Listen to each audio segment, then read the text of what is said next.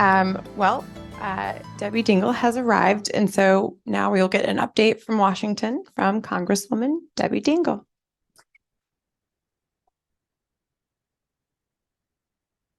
Morning, everybody. I've already been to the Dexter Forum. It was in your town, Chris, and that's where Carrie was, so we were racing here.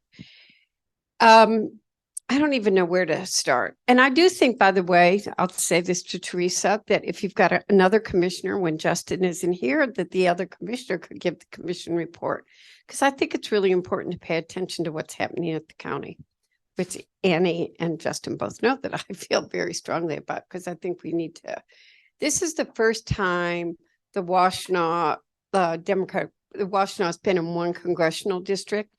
But there are a lot of things we need to be doing together more. I'm just going to make my editorial statement. Annie's tired of hearing me say this. Barb, I think, agrees on some of it. We have a lot of things we need to be doing together. I think they're basic functions of government, like infrastructure, like sewage, and roads and bridges. So I think we all, and I mean, public health. I mean, there's some real subjects seniors. I won't get going. I won't do that this morning, but okay, I start today. The United States House of Representatives has only 434 representatives. George Santos was expelled yesterday. A friend of mine is running for that seat again. Tom Swazi, he did not lose that election. He ran for governor and did not win that election. And I think Tom will be a strong candidate. The governor's got 10 days to call the election. And then hopefully that seat will be filled. It'll be one of the most competitive seats in the country. Everybody will throw money to it, but I hope that a Democrat wins. Washington, and I'm sort of like, I'm going to tell you about what's going on in Washington, and then I want to talk about as we go, end this year and go into the next year. It's dysfunctional, and it's dysfunctional with a war that is tearing the world apart and is tearing our country apart. So, this fall is, and there are a lot of different issues going on that we all care about. We've fortunately managed to not shut the government down twice. Not shutting the government down in October, we had Matt Gaetz. The way the Republicans have allowed the rules to be written, one person can make a motion to vacate the chair. You also saw the ensuing comedy of electing a new speaker, a sad comedy, a tragedy comedy. But we did last week extend the budget again into a two-step extension. One, several of the bills expire on January 19th, and then the rest of the bills expire on February 2nd. And I'm going to say to you all, I'm very worried about what's going to happen in January and February. I'm not sure we will continue to manage to not shut the government down. We need to get back to a regular budget process. We need to be doing these issues by appropriations bill.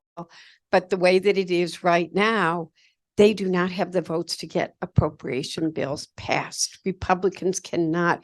They keep having to pull the bills because they do not have the votes to pass appropriation bills.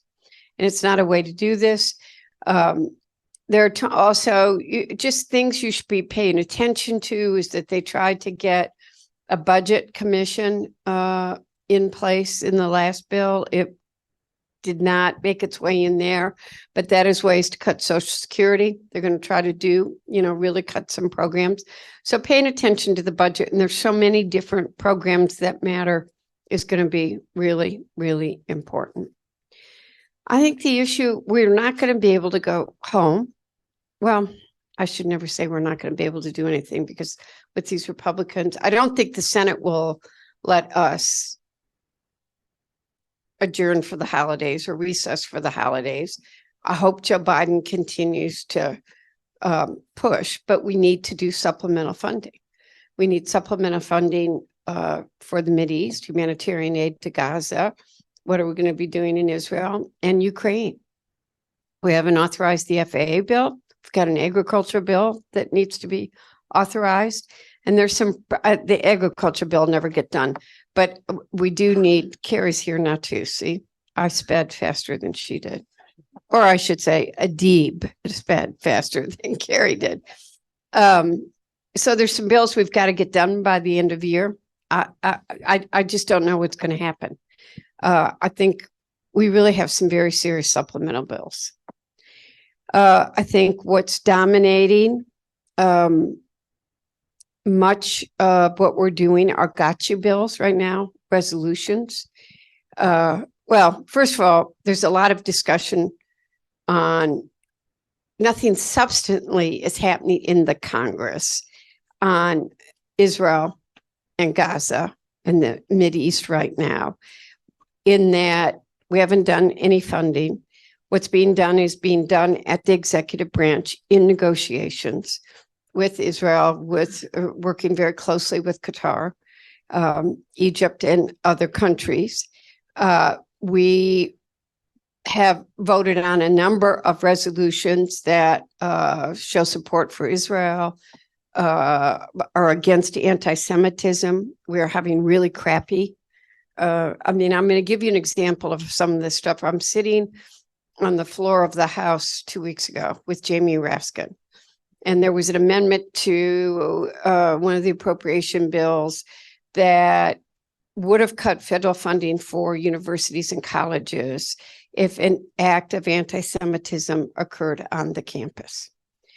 And University of Michigan wanted me to vote against it. ACLU wanted me to vote against it. J Street wanted me to vote against it. Jamie Raskin, who you all know is one of the top constitutionalist lawyers in the country, said, I'm just going to throw up. And I said, Jamie, if we have to explain it, nobody gets it. It's what you got your amendment. I'm against anti-Semitism. Now, Rosa DeLauro, who's chair of the appropriations, said, just vote for it. Don't make this into an issue. Don't let them get another issue. The bill isn't going to pass. And I called Chris Culp and I called David Knock, who's on the ACLU board too, and said, okay, you're both sides of this. I'm going to vote for it. It's a really bad. It's not constitutional. I mean, Jamie voted for it too. I probably wouldn't have voted for it if Jamie hadn't.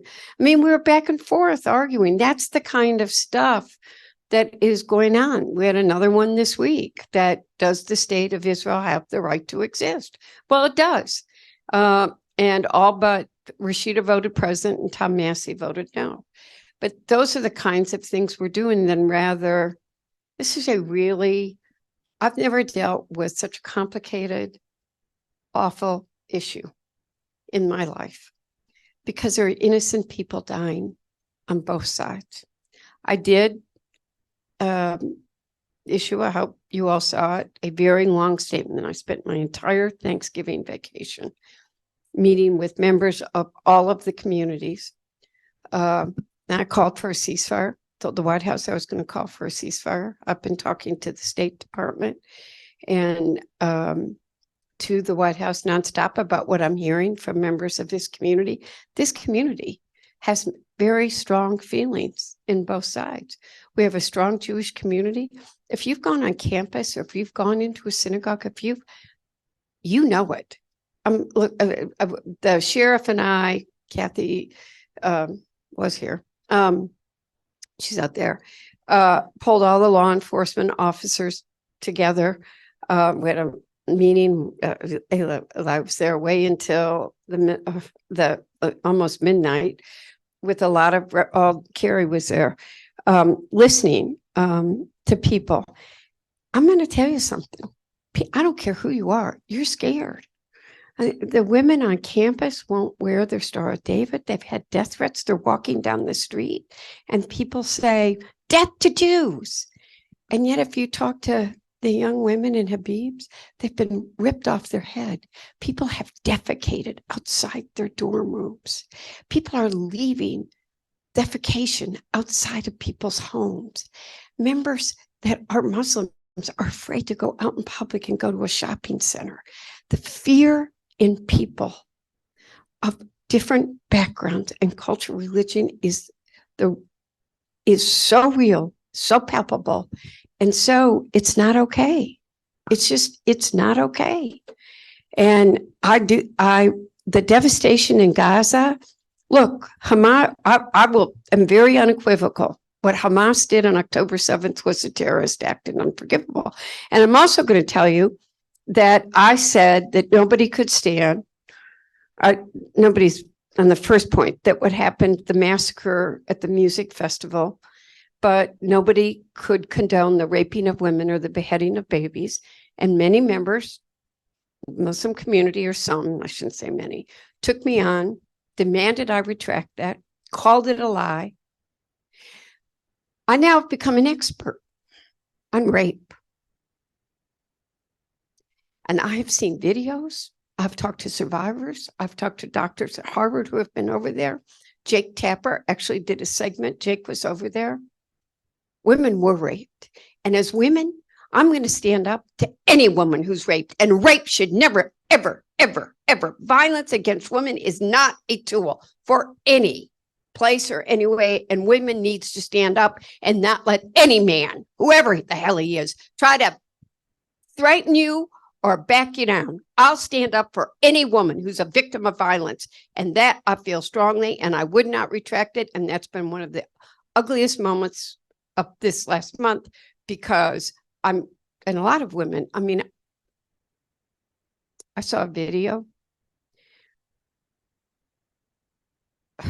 of a young girl being raped multiple times and then shot through her head. There were really some awful things there. But what we got to do is find peace. If there's anything good that is going to come out of this, we have to get a two-state solution, a lasting two-state solution. Both countries need to exist. Palestinians need to have their own land. We don't know is it 14,000? Is it 16,000? We know 6,000 to 8,000 children, innocent children. They were just born. They're not part of any of this. They don't know any of the history. And they're being killed because they're a child born in the wrong place. That's not right. So, I've made it very clear. The president knows exactly how I feel. And State Department knows exactly how I feel. And they also know Michigan's going to be a problem for them. But I'm going to say one other thing to you as activists in Washtenaw County. There are people that I believe in the right for peaceful protest. I think it's more important than ever that we are fighting to protect. The election were held today. Going to look at you all, tell you right now, Donald Trump would win Michigan. And he is coming after every one of our constitutional rights: freedom of speech, freedom of press, freedom of religion, freedom of peaceful protest, freedom of assembly. And I think there are people that have strong feelings, and we've got to protect their rights for freedom of assembly, for those peaceful protests. But I also want to tell you that I think there are troublemakers out there. I think some of them are militia. I think some of them are being paid by countries of other places. And when I've been on campus, I had one of the best discussions I've had. I'm not even going to tell you the group, but the kids had an honest conversation. No student administration was around, nobody from one of the young girls talked about being afraid of wearing the Star of David. But then one of the young men said, I'm Jewish. And I have good friends who are Arab Americans. They've organized some of these protests, but they're not anti-Semitic. They're not doing the violence. They're not tearing down the posters. It's white people. He used the word white, so I'm going to use that. I didn't. Coming in and causing and stirring up these problems. We've got to stand up to hate wherever we see it. And I mean wherever we see it. Because somebody's going to get hurt. And the feelings are so intense and so emotional right now in this county and on that campus, somebody's going to get hurt. We got to stand up to hate. We got to protect everybody. Nobody should be the victim of hate or a target of some of the vitriolicness, the violence, the threats that we are hearing right now. And I think that's one of the biggest problems we've got. We got to deal with it in Washington, and we got to deal with it here at home. I could talk about other stuff, but this is like, I must say to you that it's on my mind all the time. I didn't know what doxed was 7 weeks ago, 6 weeks ago, been doxxed 3 times, with some really horrific stuff. Had death threats again. Haven't had those since I moved in to Wash now. I've got those again. I believe in the right to protest. But, if you know protesters, don't go into the freight house where it's little kids on an annual tradition trying to see Santa and break up the high school band playing and turn them into tears. What does that do for anybody? So we gotta, and I don't know who it was. I suspect it was other people trying to make other people look bad, if you want to know the truth, but I wasn't there. So I guess I'm not Miss Cheerful today, because I'm worried about the country, and we can't forget about Ukraine. So there's a lot of serious stuff, and next year is going to be really serious. And we've really got to talk about the issues. And there's a lot of other stuff going on that we all care about. UAW negotiations are done. Now we got to make sure we've got a competitive auto industry and that we're keeping those jobs here. We got to worry about that now. COPS is going on. I've declined to go to Dubai. We got a lot of, I'm got to take a bill on again this week that Republicans are going to try to destroy electric vehicle programs and getting people into alternative forms. And, there's a lot of stuff. We're living in serious times and people can't sit on the sidelines. We got to be intentional about defending our democracy. Okay, I think that was serious enough. Thank you. I'm not in a half-plucky mood. Thank you for your important comments. Next, we have Carrie Reingans, who's going to give us an update on Lansing.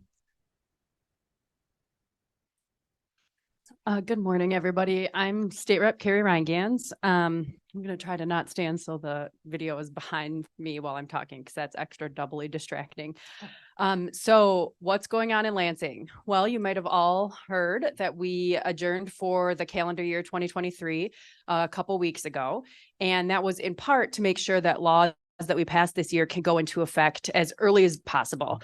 So all the laws that don't have other stipulations about when they go into effect will go into effect on February 13th, 2024. So it's very exciting that we will be able to protect people from themselves and others who might need to be subject to an extreme risk protection order starting on February 13th. We will be able to ensure that domestic abusers who've been convicted will not be able to have gun possession or purchasing starting on February 13th, 2024. The new tax laws that we passed way back in the spring, earlier this year, the increased amount of tax rebate for working families that we quintupled from the 6% of the federal amount, we quintupled it to 30% of the federal amount for low income working families in Michigan. Those checks will start going out on February 13th, 2024. So we're very excited that so many of the great things we've done in 2023 will go into effect early in 2024. That means that we are not going to Lansing every week for the next couple of weeks, but we are here in our districts, which most of us are very excited about because we were in Lansing so often working in 2023 that we weren't able to be at all of the exciting and fun things that we were doing in our communities. So we're excited to be able to be in our districts now. Some of the major things that have been signed into law recently are the multiple climate related bills that will enable large solar projects to help in large wind projects. Yes. Thanks for all of your advocacy here locally. That will help us meet our carbon-free energy goals by 2040 here in Michigan. And I say carbon-free, not by accident, because some of the things that were approved are carbon-free, but some people debate about how quote unquote clean they are. So I will happily talk more with folks about that if you would like. Some of our local delegation of senators and representatives actually had a large role to play in this climate package. So you should be very proud of our Senator Schink, who had one of the bills in that package, and a lot of the work that was done to make the solar siting and wind siting bill very flexible and community driven by our state rep Reggie Miller and Jennifer Conlon. They both pushed really hard to make sure that those bills really enabled the local communities and townships to have the first say in what happens in the siting of these large projects. So though I think those bills got a lot better because of some of our our delegation here in Washtenaw County. So thanks to them for that. We also have Michigan was the only state in the country that allowed drug companies to be immune from being sued for when their drugs hurt people. And our Senator Irwin got that across the line this year, and we repealed that. So that was happened recently. There's so much that has happened. We've also expanded all sorts of rights. We've removed unnecessary barriers to abortion care here in Michigan. We passed the Reproductive Health Act. There's a couple parts that we still need bigger majorities to pass. So that's part of where Washtenaw Dems can come in, because we do in Washtenaw County have 7 state rep seats and 2 Senate seats. There is one that is held by a Republican. And if we can get enough Dems out in Chelsea to help us flip that seat blue, we might have enough votes to repeal those last 2 pieces that we need to repeal for the Reproductive Health Act. That would be to remove the 24-hour waiting period and to remove the prohibition on Medicaid being able to pay for abortions in Michigan. What else can we do? I know when I was on Zoom, as I was driving over here, before I got in the room, I saw Michigan Democratic Party's caucus, the Anishinaabe caucus of Indigenous Michiganders. The chairperson, Andrea Pierce, was on there, so I don't know if she's still there. But she lives here in our community in Ypsilanti, and she and that caucus of the state party have actually been pushing for the state designation of Manoomin, which is the Anishinaabe-Moan word for wild rice grown here in the Great Lakes region, pushing for that to be a state designated native grain. So we just passed that a few weeks ago, and it was signed into law this week. And next spring, we'll have a large celebration with the governor's office and some legislative folks with the tribes here in Michigan, because we're the first state in the nation to designate a native grain.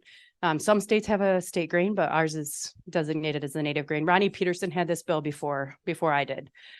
So I don't know if Andrea is still on there, but I wanted to make sure I mentioned that for her. And one more minute. I don't know if there's any particular questions or comments people want to hear, but there's been so much that's been happening. I'm just trying to make sure you all know. Yes, please. Yeah, I'm brand new here. Montgomery County.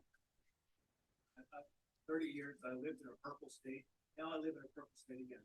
Can you remind me as a newcomer, what is the Democratic majority in the state legislature now?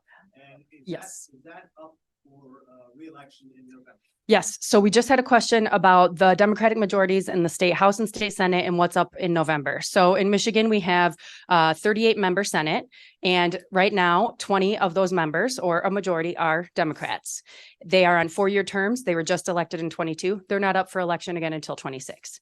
In the House, we have 110 members, and 56 of them, which is a slim majority, are Democrats.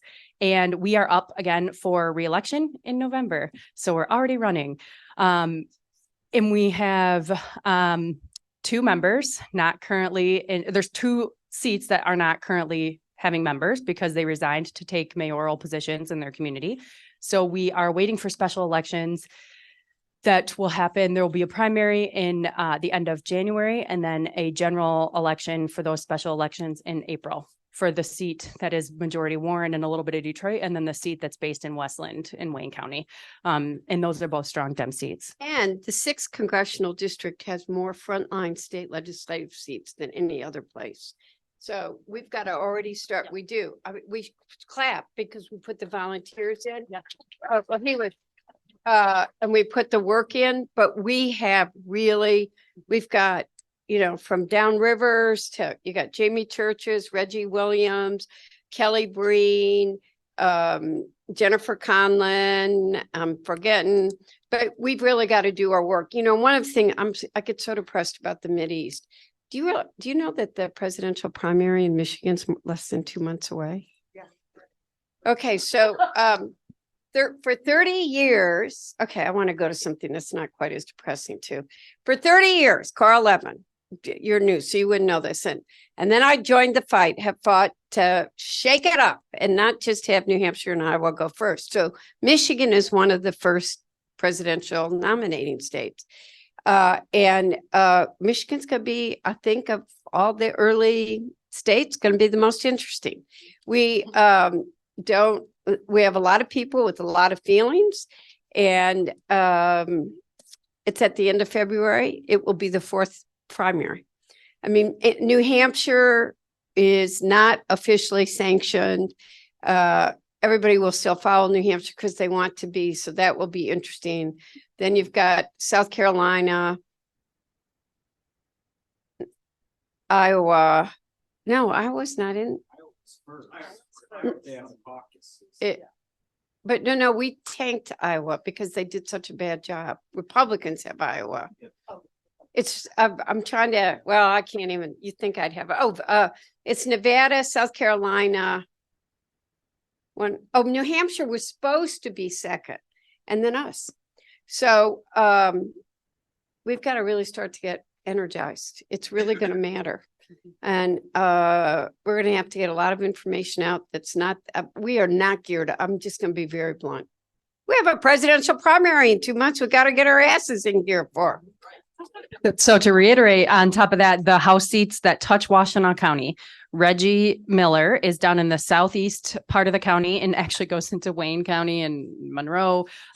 So multiple counties. We need to protect her seat. We need to protect Jennifer Conlon's seat in the House, and we need to flip the seat in Chelsea. So the seat that touches Chelsea, it goes all the way to the city of Jackson. We need to flip that seat from the one Republican in Washtenaw to make it all Democratic in Washtenaw. So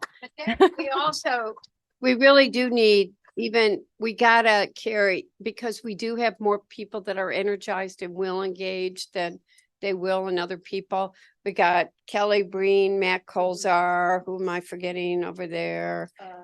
In the Oakland County? Well, no, Kelly's Oakland, but then in Northfield, Trout, there are a lot of we have like 7, 8. Yeah, Jamie and Reggie are gonna really need it. So I know we have the county board chair here to give updates. Is there another quick related question? Yes. Okay, just kidding. Justin. Hi, Justin. Hi. Stepping in. Oh, my shoes match now, right? No more boot. Apologize for being late, everybody. Thank you for stepping in and for everybody going before me. It's an exciting time in county government. We have one meeting left for the year. Some of you were here yesterday all day. Kathy was. We had an all-day housing summit here with multiple panels. The first one was with 4 commissioners to talk about a lot of the work that we've been doing related to housing. The second panel was a group of individuals with lived experience in housing and homelessness. And the third panel was a series of people that provide services in the housing and homelessness community. It was largely an opportunity for everybody to listen and to learn about what we can do to make the system better.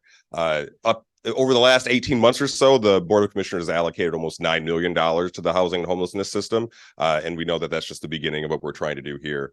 At our meeting next week, which is the last one of the year, and we usually have working session and then the main board meeting, but at the last meeting, we don't have working session. We have a party instead. You're all invited to the party. So there's going to be food. It starts at 5 o'clock. So you're welcome to come. Ellie, you should be there too.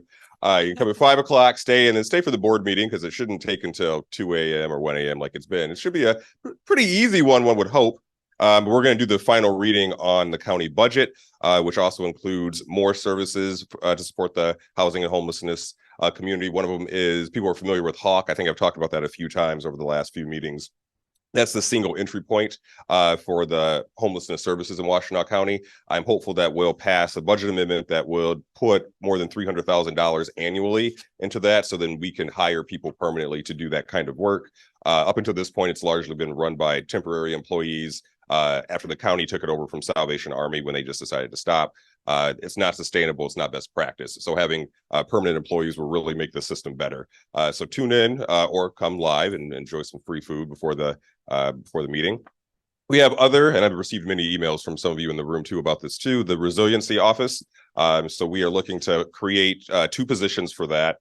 right now, 2 permanent positions. There was some conversation about whether or not they should be grant status positions or not. Where we've landed, it's the resiliency officer and one of the program manager positions. And then our hope is that by funding those 2 positions, they'll be able to leverage work that another employee is already doing, and a grants position that we've created to be able to secure more federal funding to create additional positions within the resiliency office. All right, I thought you liked that one, Michelle. All right. I know you wanted 3. We'll start with 2, get more later. So resiliency office is the big one. What am I missing, Annie? Anything else? Food. The food is the good one. You were just gonna give me the blank stare. So people, I hope, have heard about the food security crisis that the county is finding itself in. A lot of this has to do with federal dollars drying up.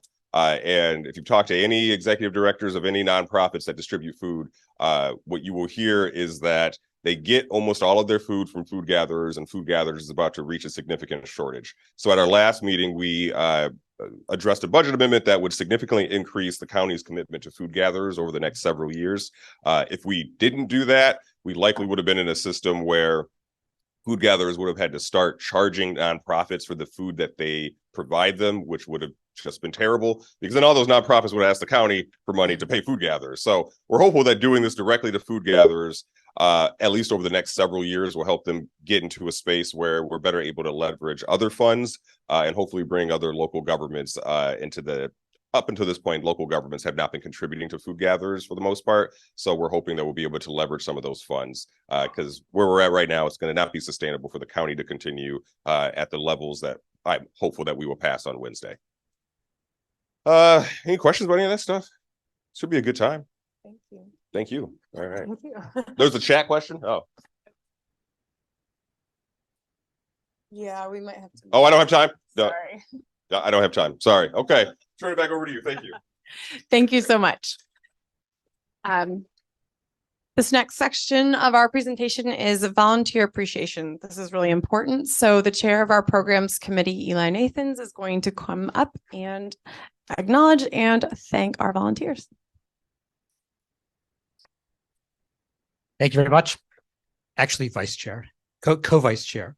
Sorry. It's okay. So I'd like to start with Sharon Simonton, the Volunteers Committee. Also, we're a little behind schedule, so I know we could actually spend the next hour on volunteers, but if kind of condense it a little bit, that'll be great. I'd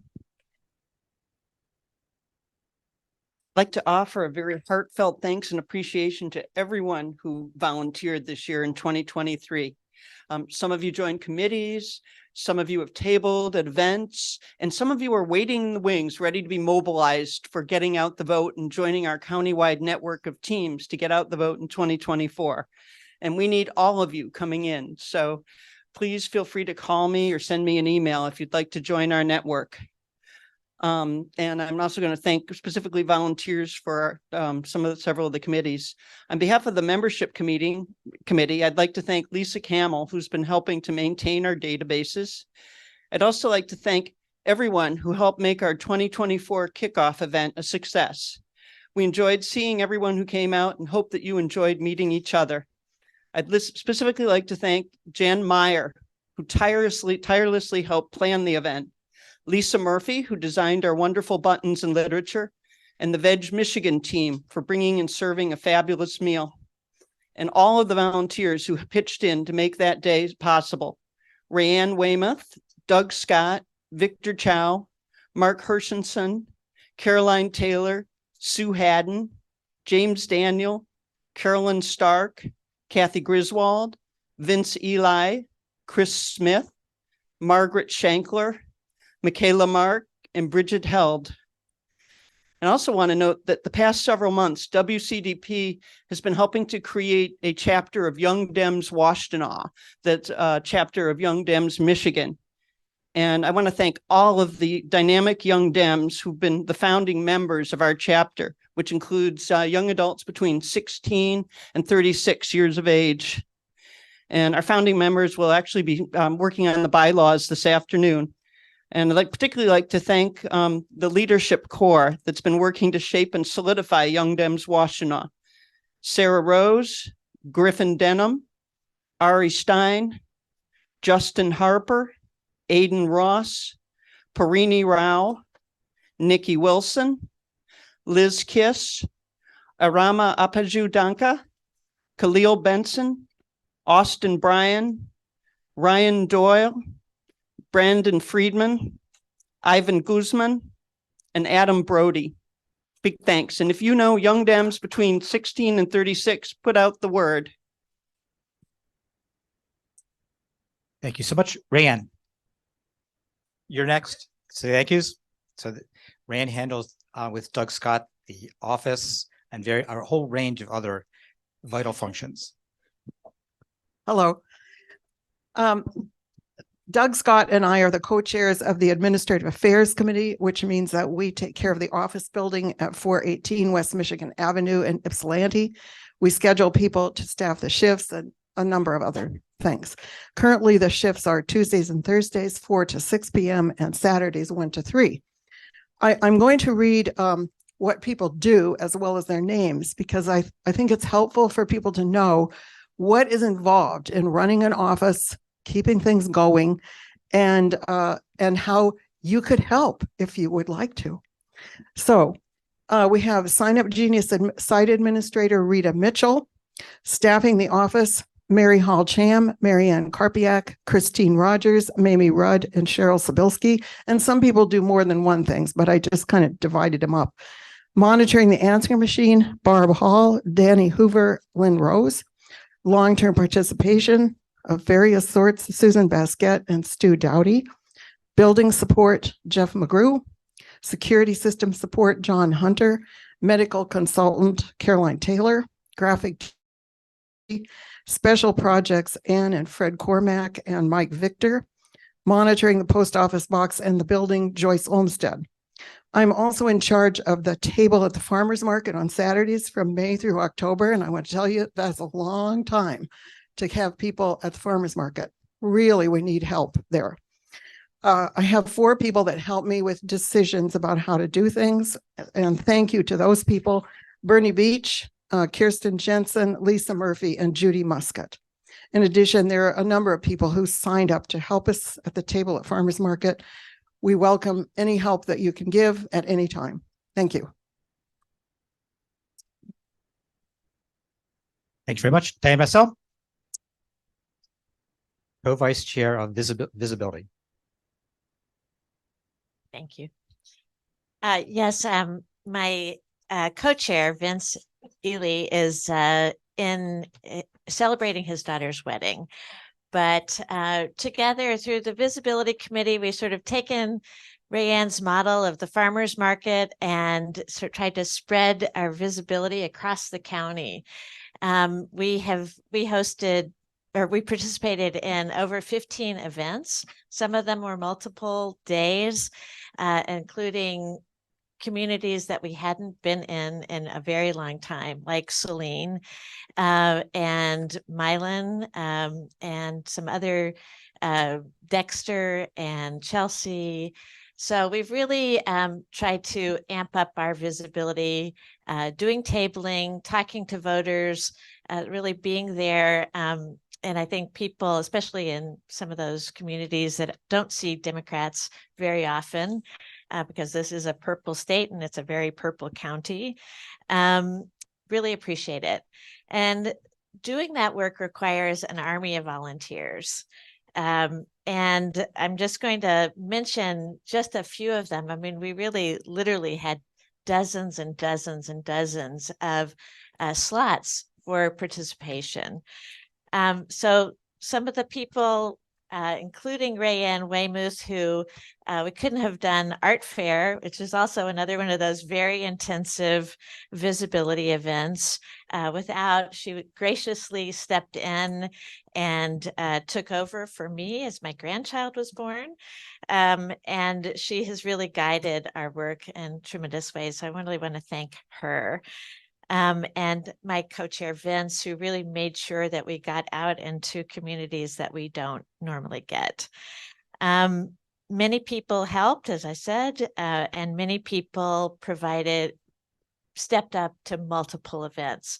So I'm just going to mention some of those folks: Mary Hall Chem, Sharon Simonton, Teresa Reed, Cheryl Sabilski, Darcy Berwick, and Monique Hunter, And Linda Fox for Vince especially wanted to thank you for your understanding and flexibility. Frank Gronert for sharing his office space with him. And Mike Patterson. Kurt Versek for being present at multiple days and providing input and positivity. And believe me, as we approach this year, we're going to need a lot of input and a lot of positivity. And we have a lot of things planned. We're going to be at more than 15 events, so come join us. Thank you, Diane. Janet Cannon is one of the co-vice chairs of the Precinct Organizing Committee, probably the largest of the committees in this organization. Hi. I just want to say I do not have a whole long list of people, luckily, but during the non-election year, precinct organizing has been very focused on behind the scenes building up systems. And I want to give special thanks to Margaret Shankler, who shows up everywhere, who is working on a way of really identifying in campus areas where we can go and where we need to find other ways to reach people. We have, in particular, we've put a lot, it's a very technical behind the scenes team, and Ed Saunders has gotten a whole bunch of people together who aren't actually party activists as such, but they say, we need to have an online voting guide, access to online information, altogether comprehensive, holistic, et cetera. And you will be seeing it in the upcoming meetings. He will be in to show you. So people like Charles Roth and Tom Gellin have done amazing work on the informatic, tech side, putting something together where you put in your address, you have all the information. When they're candidates, you have candidates. When they're electeds, you have the electeds, link through to all their information and everything about where to vote and drop boxes, everything all together. So that's our big job this year. Thank you so much. So I'm going to say a few thank yous for folks who couldn't attend this meeting. Jeff McGrew and Michelle Davis are the co-vice chairs of our fundraising committee, and they want to thank Lynn Rose, who handled the donor base. Thank yous, assisted with planning, and Jane Delaney, who, let's see, hard time reading my handwriting. Let's see, assist with planning and various other important activities. I can't read my writing. Let's see.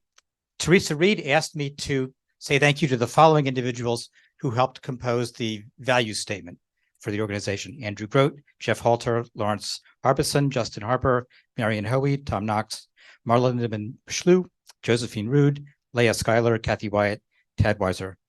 And on behalf of the programs committee, myself and also Loretta Codrington, I want to thank Stacy for the work she's done, and Sydney Koch. At this point, we move on to the next part of the program, and I'll turn the mic back over to Stacy. Thank you. All right. The next portion of this presentation, I would like to introduce Joyce Olmstead and Chris Savage, and they will be speaking about food and soil, the keys to our health and planet. I will remove my cup from your seat.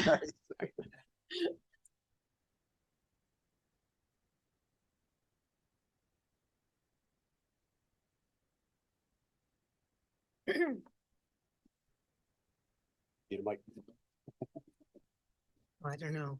My hand might jiggle. In this presentation, I will cover the catastrophic and major environmental damages being done by our food systems. Bring the slides up.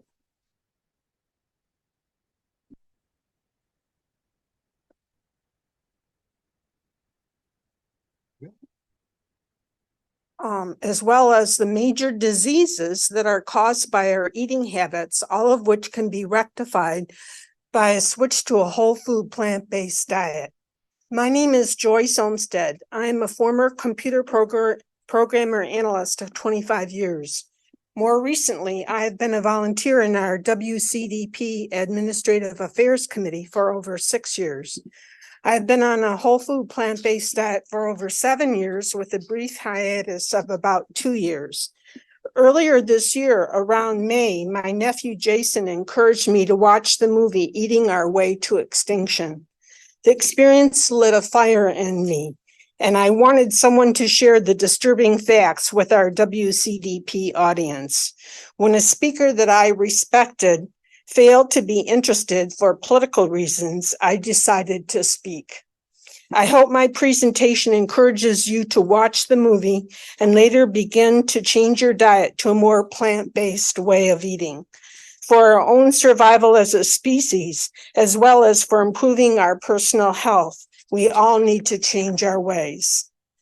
In a report titled Tour de Horizon, which was conversations between Nestle and US government officials, published by WikiLeaks in 2009, it was found that the world was rapidly running out of fresh water, which was expected to last for only 30 years. The main cause is the demand for meat products. 70 trillion gallons of water a year is used for animal agriculture for the meat, poultry, and pork that we consume. A quarter pounder takes 660 gallons of fresh water to create. That is the equivalent of showering for 2 months. One of the scenes in the movie is the indigenous people in Brazil being murdered due to their land in the Amazon rainforest being decimated as their villages are destroyed to create pasture land for cattle and also land to grow soy and maize for the cattle.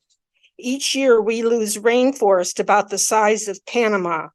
About 1/2 of the mature tropical forests have now been destroyed. Some scientists have predicted that unless significant measures are taken on a worldwide basis by 2030, only 10% of the forests will remain. If everyone went to a plant-based diet, we would need land area only about the size of Africa to grow all our food.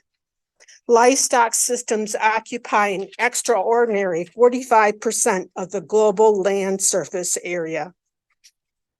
In 2006, the UN Food and Agriculture Organization produced a report titled, quote, Livestock's Long Shadow.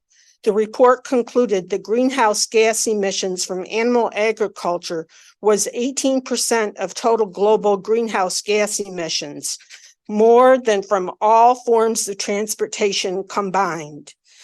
Now, more and more scientists believe that the emissions are far worse than in the FAO report because it was funded by the meat, poultry, and dairy industries.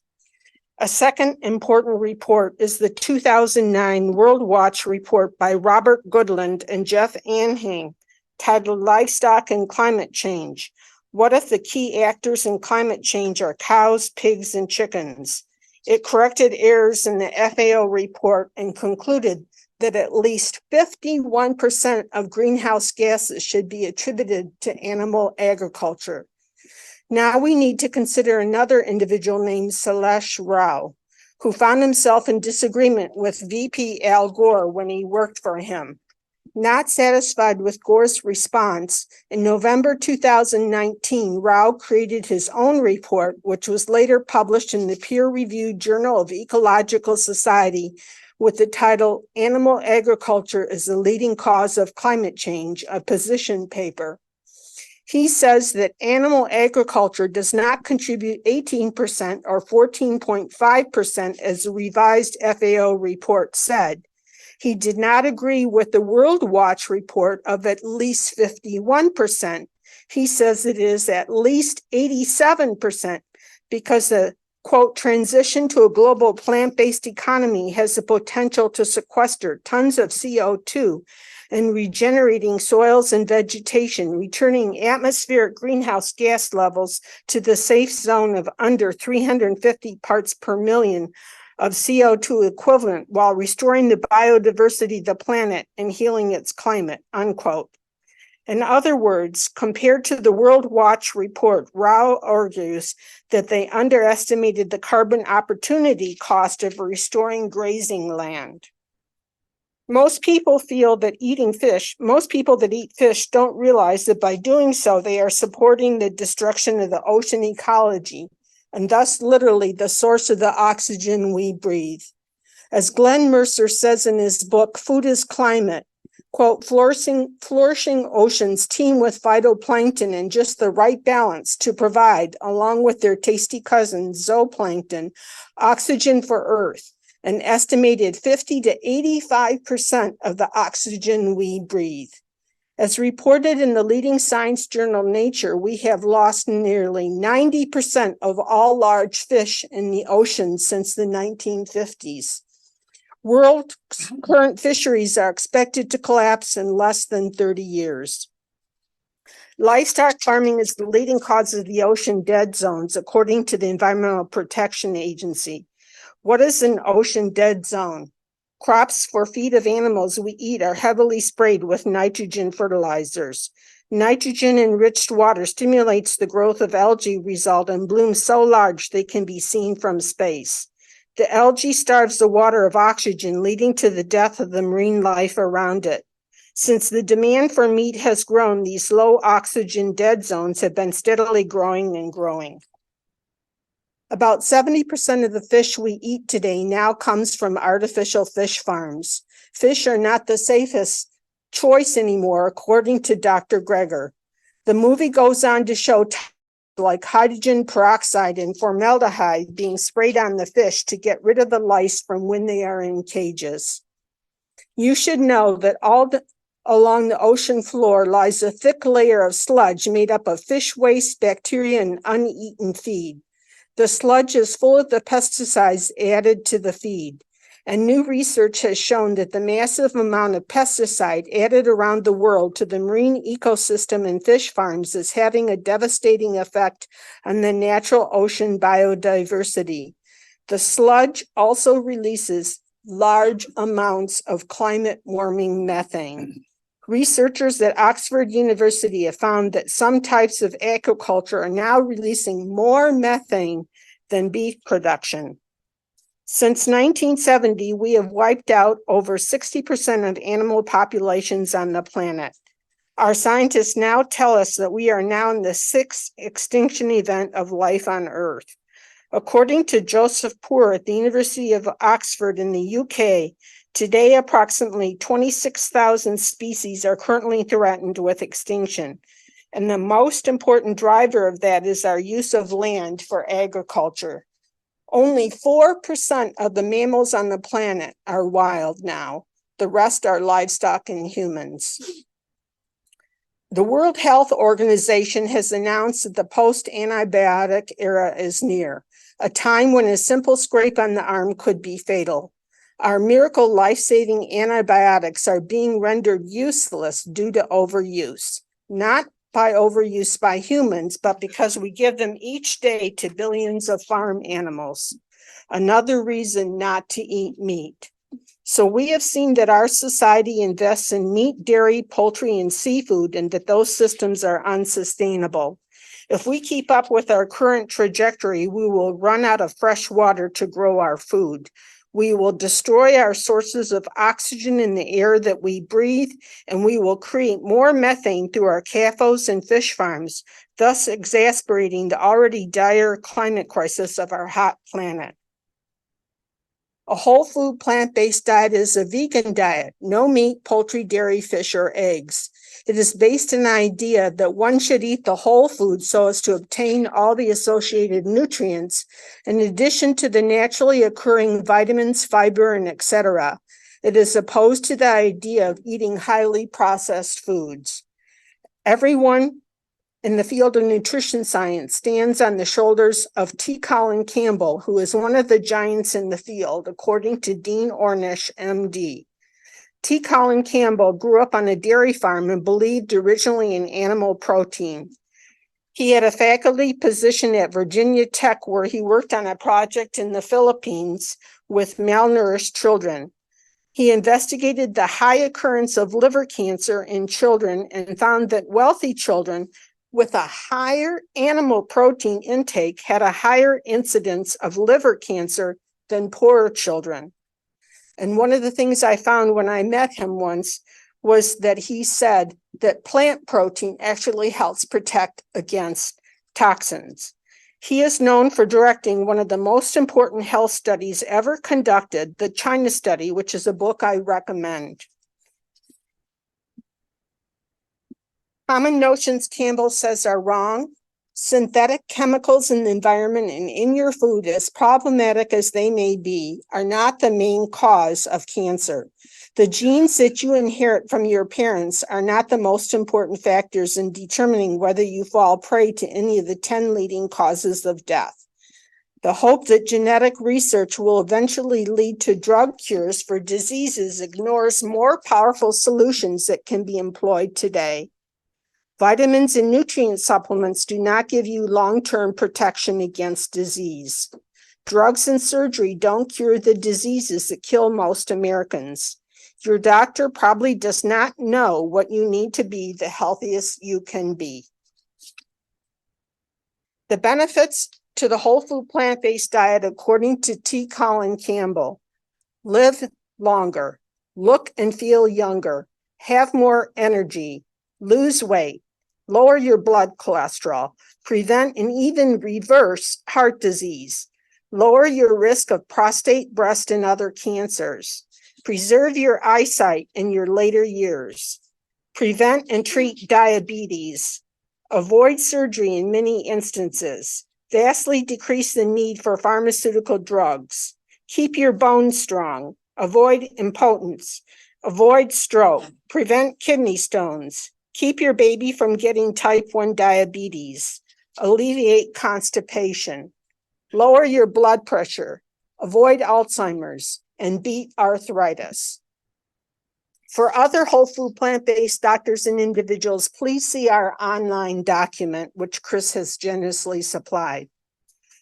Foods in a whole food plant-based diet that I would like to emphasize are beans and lentils, berries, cruciferous vegetables, greens, flax seeds, and whole grains. All these things are listed in a book by Dr. Greger. And also, it's important when you're on a whole food plant-based diet to take vitamin B12 because it is not, because our vegetables are so sanitized these days. Also, vitamin D if you are not outside very much.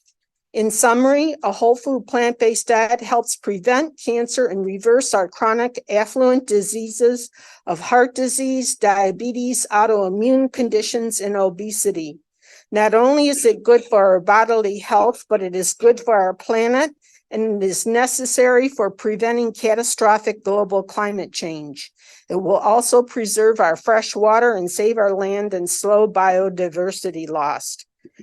For citations, please see our online document, and thank you for this opportunity to speak. We put together a resource guide that I'll show the URL for at the end so that you can kind of, if you're interested in following up on any of this stuff. There's a great joke. Well, I don't know if it's great or not. There's a great joke about vegans that says, how do you know if somebody's a vegan? And the answer is, don't worry, they're going to tell you. And when I first, I became a vegetarian over 30 years ago, and I did it primarily for, next slide, for moral and ethical reasons. I didn't want to kill animals to feed myself. And I knew I didn't have to in this day and age. We're no longer hunters and gatherers.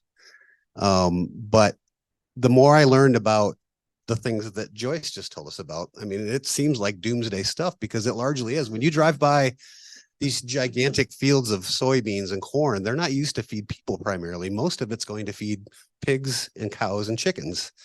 And that has an incredible impact on our environment. And I literally realized that I can't say I'm doing everything I can to prevent climate change if I don't stop eating meat and don't stop eating animal products. And even, locally sourced stuff is still a problem. So, I get it. It's tough, but what I'm here to tell you is it's not that tough, especially living in Washtenaw County. First of all, being a vegan, eating a plant-based diet doesn't mean I can't eat things. I can, I just choose not to. It's a choice. And I don't judge other people for not doing it, but it's a choice that I make for myself. And it's critical that you don't see it as an all or nothing proposition. You can make a major impact on your ecological footprint by choosing to eat more plant-based foods and incorporate more of that into your diet. And one of the things that my wife and I have really realized is that we're not trying to replace everything with a plant-based version of it. So I'm not trying to necessarily, like, I don't eat Impossible hamburgers because I don't like them. I prefer other things. And over time, my diet has changed, and I look forward to these other foods more. As you can tell, I'm not losing weight. I'm doing just fine. It does in some cases require more time to cook, which we really enjoy. But lately, and if you go to almost any store, Meijer, Kroger, Bush's, you don't just have to go to Plum Market and Whole Foods and Arbor Farms to buy these foods. They're available now everywhere. You can buy what was the one Forks Over Knives has got, frozen foods, for example, that are good.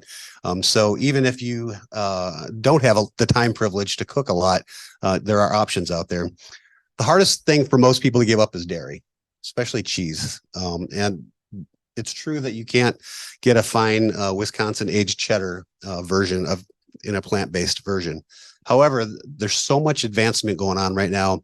There's literally 5 different companies that have come up with a plant-based version of casein, which is the essential ingredient for making cheese out of animal fats. And companies like Miyoko's Creamery have come up with cultured plant fats that are, in my opinion, as good as butter, for example.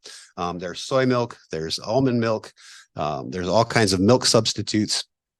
And there's even an egg substitute made from pea protein called Just Egg that's available even at Meijer and Bush's that you can do scrambled eggs with, and you can cook with it, and you can bake with it. So much of the stuff that used to be very, very hard to duplicate in a plant-based diet has now become quite easy. And most of our recipes, when we adapt them to a vegan version, are very much the same as the ones that we replace them with. So the advancements in the last just a couple of years since we became vegan have been dramatic, and I'm really excited for the future. I think these food scientists are figuring out how to do things with plant-based fats that we've been doing with animal fats for a long time. The internet is an incredible place to find great recipes and great foods. So I highly recommend just doing a little bit of investigation. But it's really easy to find stuff, especially in Washtenaw County, and you can go to almost any restaurant and they have vegan options for stuff. All right, next slide. One thing that's really important to be aware of is the fact that not all vegan foods are whole foods or non-processed or highly processed foods. Oreo cookies are vegan, which I know all too well. It's also it's challenging if you have a gluten intolerance, because a lot of the chewy nature of the meat-based substitutes or plant-based substitutes for meats contain gluten. So you really have to learn to look at labels to identify dairy and gluten and things like that if you have a problem with it. A lot of what we call ethnic cuisines are very vegan friendly. Italian can be, Mexican and Central South American cuisines are heavy in beans and other plant-based proteins. Asian foods also. So I just, the last thing I'll say is that, you really have to pay attention to what you're doing, and every choice that you make, whether it's a plant-based diet or not, comes with, an environmental impact. So for example, some people don't drink almond milk because almonds require an enormous amount of water to cultivate. And you have to make decisions. But when you look at the numbers and the stuff that, that Joyce went through, the impact on our environment of animal-based food is orders of magnitude higher than the plant-based alternatives. So if you really, really, really want to make a difference in climate change and protecting our environment, choosing this diet is the way to go. Highly recommend a podcast called Climavores. It's by a guy named Michael Grunwald and Tamar Haspel from the Washington Post. And they kind of break down the numbers on this stuff. They look at what things are, what impacts foods have. I'm going to make it very quick. This last bit is mostly about, if you want to do the next slide, is about the gardening. I'm not going to go through all this because we don't have time today, but Ann and I farm, it's a garden, but it's a mini farm, nearly a 1/4 acre on our property. And if you come to our garden party fundraiser every year, we've tried to show people that you can eat really awesome, delicious food from a plant-based diet. And one of my favorite things to do is to walk around and show people the different techniques that we use so that 2 people can farm that much property and still have day jobs. And we've tried to do things in a way that you could scale down to your back porch, or you could scale up to a much larger thing. So, but the main top thing I want to point out here is that top piece. Healthy food comes from healthy soil. And when you drive by a farm field that's been plowed up and you can see that it's just dirt and not soil, soil requires we consider our garden soil to be a living organism that coexists with us. And all of the things that we take out of that garden every year, we're putting back in terms of organic material and compost and stuff. And so I could do 2 hours on that particular topic. If you could go to the last slide, so this is a Google document that's got links to all of the stuff that Joyce talked about, along with some really great articles from the New York Times and the Washington Post about options that we have, and just if you're interested in all this stuff and you're vegan curious and you want to ask me some questions, maybe not today, but feel free to reach out anytime. We're very evangelistic about it. And please do come to our annual fundraiser at Garden Party fundraiser in the summertime. We'll be glad to give you a tour of our garden, and you can eat some really delicious vegan food. So thanks so much. Did we finish on time? Thank you so.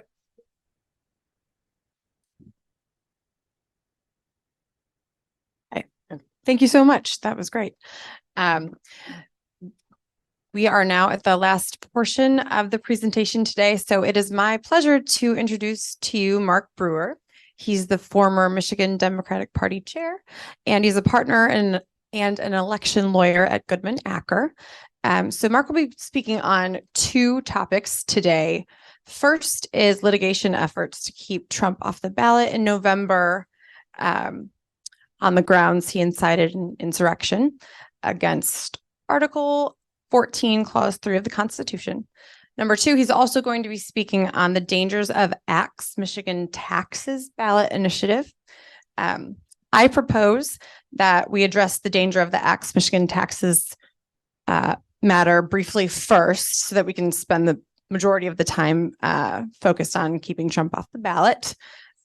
We will have at least 20 minutes for Q&A at the end. So when I open it up for Q&A, if you are here, please raise your hand. I'll ask you to come to the podium to ask your question. And then if you're on Zoom, you can put your question in a chat, or you can unmute yourself to ask the question. Either way, we'll get it and make sure that it's heard.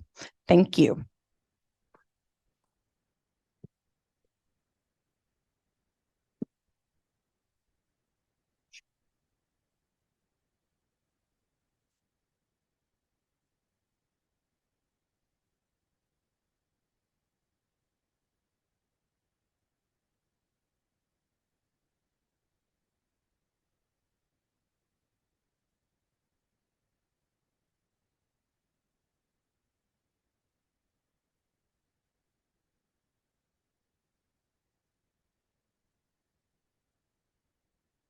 Good morning. Great to be with all of you. I see a lot of familiar faces in the crowd. Nice to see you again. We've got a lot of handouts here, but that's for the presentation about Article 14, Section 3. So I really appreciate the invitation, the opportunity to be here. But as Stacy indicated, and thank you for the introduction, Stacy, we're going to talk about Axe MI tax first, relatively briefly, and we'll spend most of the time on Article 14, Section 3. So Axe MI tax, very clever name for this proposal, has been around, pushed by a group of grassroots activists, really conservative grassroots activists, for a couple of years. But they really picked up some steam lately in a couple of ways. First of all, the leader was a featured speaker at the Republican Mackinac Conference last fall, which gave her some prominence in the Republican Party. And then they actually decided to take their concept, which I'll describe in a moment, and try to put it on the ballot and get it passed. And so we've been in a battle the last couple of months before the State Board of Canvassers over a petition which embodies their proposal. The proposal is very easy to summarize and would have a very devastating impact here in Michigan. They would amend the state constitution to ban all property taxes as a form of revenue to any government entity, state, local, school districts, and so forth. I'm not going to go into great detail about the revenue implications of that, but many of you in the room are very familiar with how revenue is generated in a state. For public schools, we estimate at least a $12 billion revenue hit, a very, very significant revenue hit. We use property taxes quite extensively to fund education in this state. For local governments, as I understand it, we'll virtually wipe out their sources of revenue apart from what local governments are able to legally charge for fees. So it's at least a $7 or $8 billion hit right there. And that doesn't even talk about community colleges and parks authorities and a lot of other government functions in this state that are funded by property taxes. This proposal contains no replacement revenue. What it then does is, after wiping out property taxes, it says, well, state government, you have to reallocate existing revenue sources like the sales tax and use that money not to fund education. They completely write off funding education with the property tax. But you have to take that sales tax revenue and use it to provide it to local governments for what they deem essential services. Very, very narrowly defined, basically police and fire and public safety. I doubt, frankly, that the state has enough alternative revenue beyond property tax to make up for that $7 billion. So there's going to be a significant shortfall there. And obviously, the state will be further deprived of revenue. And then the third thing this does is make it practically impossible for the state legislature to raise taxes. That the proposal says if the state legislature wants to raise taxes by more than a de minimis amount, and it's like defined as 0.1%, it takes a supermajority of the legislature to do that, which, as we all know, essentially means there will be no tax increases, no new taxes, and so forth. And again, these folks behind this proposal don't care about the impact on government. Their spokespeople say, look, I don't use the library. I don't use the parks. My parents don't use them. Why should I pay them? So it's very destructive of this whole idea that we are in this together in this state and in local communities, and we help pay for things that provide for the larger community. We've been raising the alarm about this. We have so far blocked their ability to get their petition approved in front of the Board of Canvassers. They have a very misleading summary. It doesn't mention all these devastating impacts. And what they have now decided to do is they say, well, we don't need the Board of Canvassers approval to circulate our petition. We're going to go ahead and circulate it anyway in January. So this is very alarming. And what I'd ask all of you to do is help spread the word. And we need to engage in, and there are a lot of other organizations statewide looking at this. At a minimum, at the grassroots level, we need to decline to sign. Because these folks, you know how campaigns work with ballot proposals. They're going to come to you and say, you know, whatever message they're going to use, and they can lie about what it does. I mean, the chief message obviously be cutting property taxes without telling you about any of the consequences. So we've got to make sure that people do not sign this petition and they understand the terrible consequences. If this gets on the ballot, in my view, it'll probably pass. It'll take an enormous effort and a lot of money to educate people in the state about exactly what this means. And it still may pass. It still may pass. Because again, you're not going to hear the downside of all of this. It's very easy to check that box. I want to cut my property taxes dramatically without thinking about the impact that'll have on the community. So that's my brief. Yes, ma'am. Yes. I mean, the Board of Canvassers process is a voluntary one. The way it works is if they'd gotten their summary approved, it would be immune from legal challenge down the road. But if they proceed now, when they file their signatures, we can challenge those signatures and the summary as being inaccurate. There are also other problems with their petition, which we've pointed out to them, which they refuse to acknowledge. But, you know, courts and lawsuits are uncertain, and we will do everything we can, even when they file, to challenge all aspects of their petition and their signatures. But this could end up on the ballot.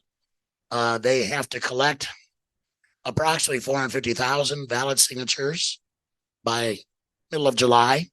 Probably need to collect more than that, make sure they have a cushion.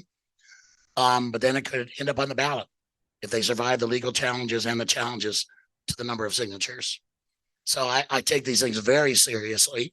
I don't assume they're not going to get the signatures or we're going to win lawsuits about the form of the petition. And there needs to be a very vigorous grassroots and statewide effort pointing out the problems with this. This will really just hamstring this state at the state and local level and bankrupt school districts, frankly. So you can find the petition on the Secretary of State's website. You go to the Secretary of State's website, there's an elections, a wide variety of elections material. Go to the Board of Canvassers page, and there you can find a copy of the petition, and you can see for yourself. It's pretty simple, it's pretty short, because all it does is cut, eliminating, again, the ability to levy property taxes and the ability to raise alternative taxes. But you'll find a copy of the petition on the website, and you may see it on the streets as soon as January. Okay, any other questions about semi-tax? There's always pushback. All right, so let's take a quick break here because I've got a couple of handouts and we'll talk about Article 14, Section 3. And Ellie can check my legal analysis.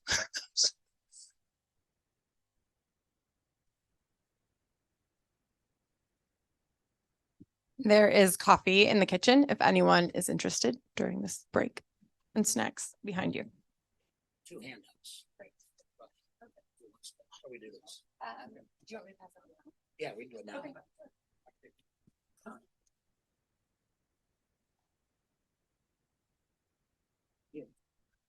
All right.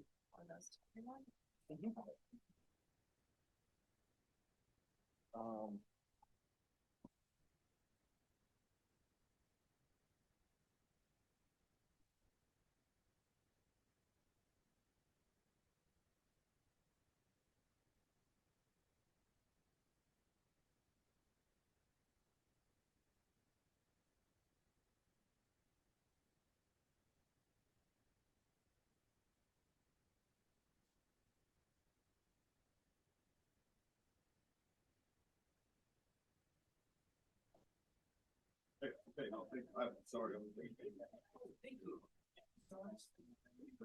That's from the Michigan Advance. I think there's a logo on there somewhere. And I got 14 in that. Well, yes. Look at this.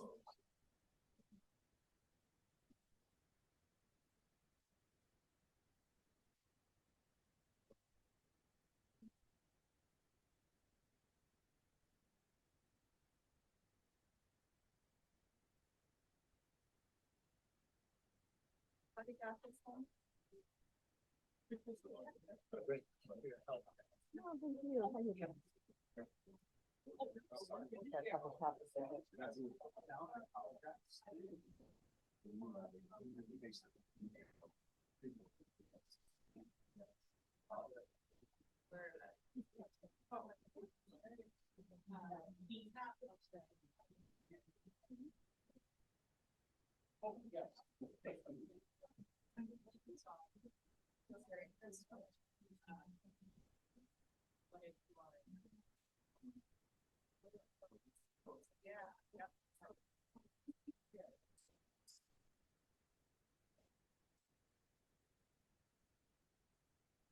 Did anyone not get a copy of the 14th Amendment of the Constitution? Just put it right there. I know, right? Yeah.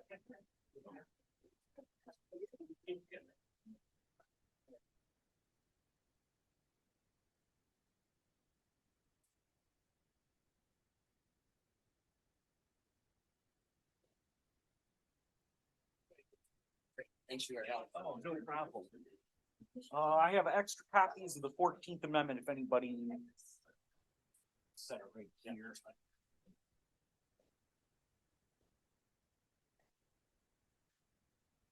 So I've got a glass of water. Thank you. Yeah, same old voice, Barb. It does. So let's resume. Thanks for your patience there. I thought these handouts would be very helpful. So after the Civil War, I'll take you back a century and a half.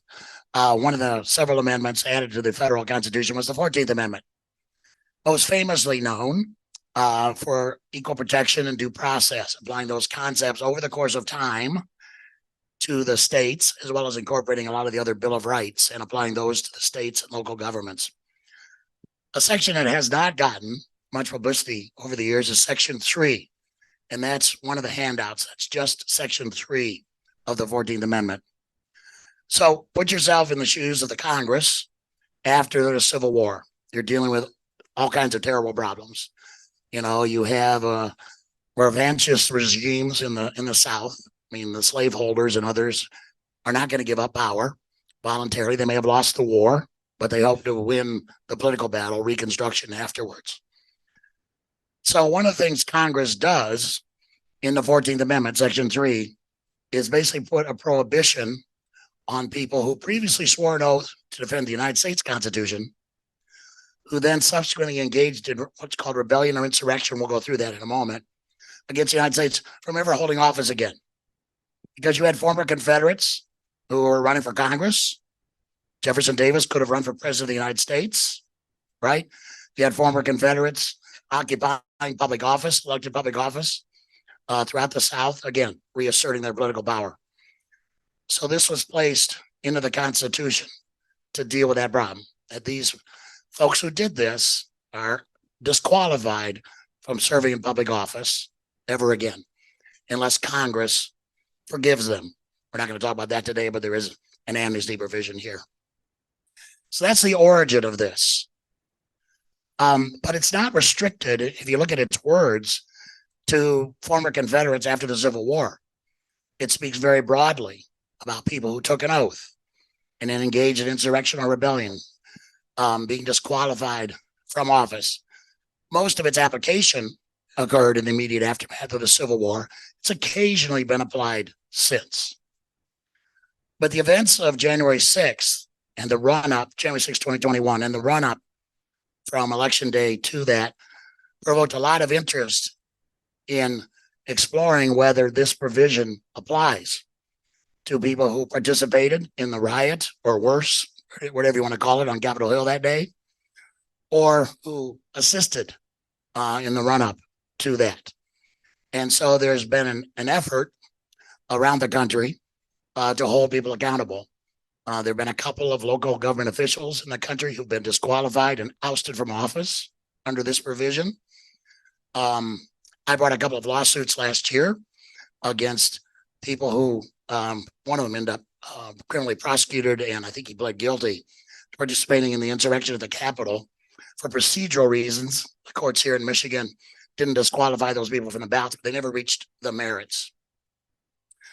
But all this was preliminary to an effort led by a couple of national organizations, one of which I'm working with, to use this to prevent Donald Trump from qualifying for the primary and general election ballots, and then beyond that, if he were to be nominated and elected, to bar him from serving. So that's how we got to where we are today. I want to go through this just briefly. I know you're very smart folks here, but you're not a lot of lawyers either. So I just want to work my way through the language and talk about, the various concepts here and so forth.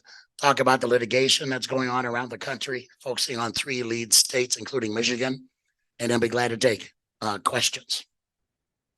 So as I said, this is the language directly from Section 3 of the 14th Amendment. And it's not well written, right? It's phrased very awkwardly, but you have to kind of work your way through it. So the very first clause there, let's take like the first 3 lines. No person shall be a senator or representative in Congress, or elector of president of the United States, or president or vice president, or hold any office, civil or military, under the United States or under any state. So let's stop there. So that's the definition of who this could conceivably apply to. As you can see, very broad. Senator, representative, elector, any office, civil or military, under the United States, and not just elective office, right? I mean, the way it's written here, not just elective office. But let's stop there. So it would seem, and now let's focus on the Trump cases, that the phrase any office under the United States, that would be the president of the United States, would it not? But one of the legal arguments we've encountered from Trump and his allies is that they noted that the president is not listed here. There actually was an earlier version of Section 3 introduced in the Congress in the mid-1860s, which specifically listed the president. That was taken out for reasons that are now unknown. And so one of the arguments we are encountering in court is that this doesn't apply to the office of president. It seems absurd on its face, but again, what they're saying, what the opponents say is, look at all these offices that are specifically mentioned, but the presidency is not mentioned. And some courts have actually bought that argument that because the word president is missing in that first clause, it doesn't apply to a presidential candidate, let alone Trump. So that's the first hurdle you have to get through. Legal arguments over that.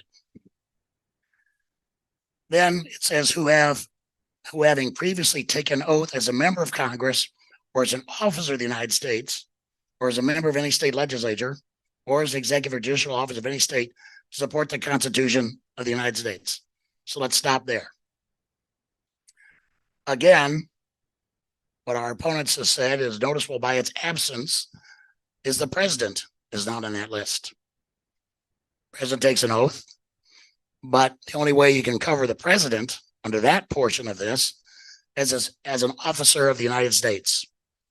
So we have gotten into some very arcane legal arguments about back in 1866, what did they mean when they said officer of the United States? Did that include the president? And we think the legislative history, the understanding of people at that time was that, of course, include the president.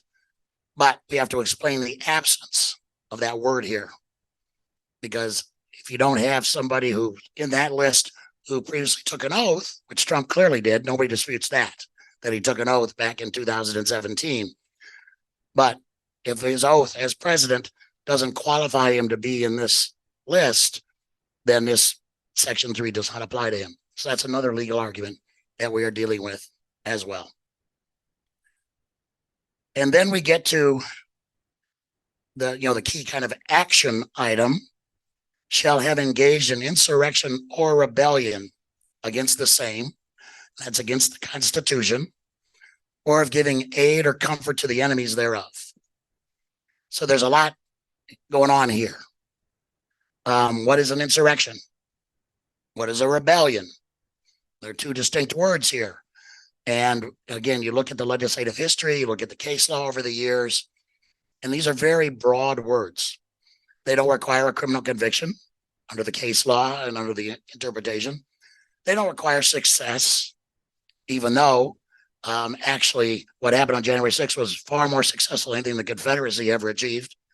Those folks actually took over the Capitol that day and obstructed the certification of the election of the President of the United States. Something the Confederacy never did, never was able to achieve, but they did it that day for at least several hours. Does it require a military type of thing? People have to be really intensely armed. I mean, and we've had rebellions in Michigan, United States history involving armed insurrections. And again, the case law is, no, you're not talking about a military coup. You are talking about people who by force attempt to push back and obstruct the execution of the Constitution of the United States. But again, these are the kind of arguments that we're getting pushed back on. That, well, what happened on January 6th wasn't an insurrection or rebellion. By the way, we are arguing that this is not only about what happened on January 6th, it's about the run-up to January 6th as well. And you all probably have seen and read all this by now. You know, the Congressional Committee on this did a great job, and there's other sources. I mean, starting on election night, Trump started trying to find ways to cast doubt on the elections, right? He's calling that Georgia Secretary of State, find me votes. He's throwing out fraud. He's facilitating and behind the filing of dozens of lawsuits, all of which are found to be meritless. When that didn't work, we got the fake elector schemes. including here in Michigan, where through his campaign, they recruited people who filled out paperwork and filed it and said, we are the electors from Michigan. We are the electors from Arizona. When that didn't work, there was the whole effort to try to get Pence to go way beyond his ceremonial role as presiding over the county of the electoral votes and actually raise questions about and attempt to send those ballots back to the states.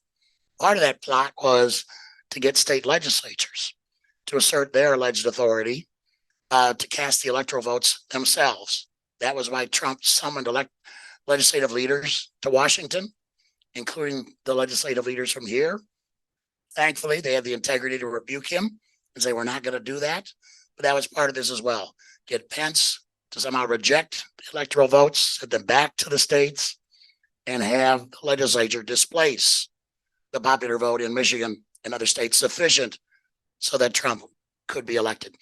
So the argument is two parts.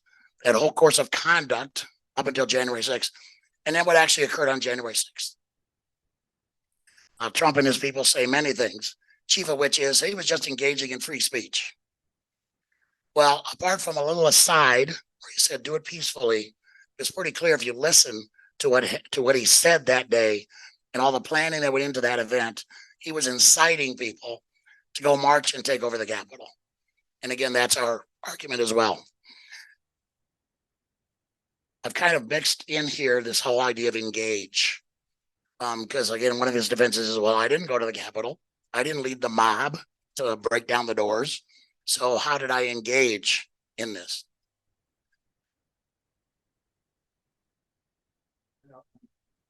Or give aid or comfort? Right. No, that's right. I mean, that's Jefferson Davis never fired a shot in the Civil War. right. But And this was applied after the Civil War to people who weren't in the Confederate Army, but who held office and supported the Confederacy throughout the South. So all of these items here are not only legal questions, and there's some case law on this, and we've got the legislative history of the 14th Amendment and contemporaneous construction of what these words meant. But these require some kind of hearing to present evidence so that a judge can make a determination. Was there a rebellion? Was there an insurrection? And did Trump engage so that this applies to him? So those are some of the fights that we are having there. So I know I got about 15 minutes left. So let's switch. So that's just an overview of the legal issues. There have been briefs totaling tens of thousands of pages filed in these lawsuits around the country. I brought a copy of ours this morning about the debates on what these mean and whether they apply to Trump. So I've just given you kind of an overview of that. So there are really two sets of cases going on there. There's a Republican candidate for president named Castro, who has filed a lot of lawsuits, principally almost exclusively in federal court, trying to enforce this. He's run into a problem, which you should have known about in advance, called standing, which is that in federal court, under the federal constitution, there are very narrow rules about who can bring a lawsuit. And most federal courts, I think virtually all of them, have thrown him out, saying you don't have standing to enforce this. Some of them have reached some of these other arguments as well. So there's that whole set of cases out there. The three principal cases around the country have been brought by voters in those states, including here in Michigan. And I want to give you a rundown of those and tell you where you can go to follow those cases as they proceed.